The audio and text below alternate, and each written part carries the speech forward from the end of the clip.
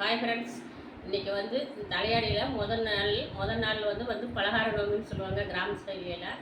இன்றைக்கி பார்த்திங்கன்னா பலகார நோம்பியில் நம்ம வீட்டில் என்னென்னு பார்த்தீங்கன்னா இது வாழைக்காய் சாரி இன்றைக்கி வந்து வெங்காய பச்சி.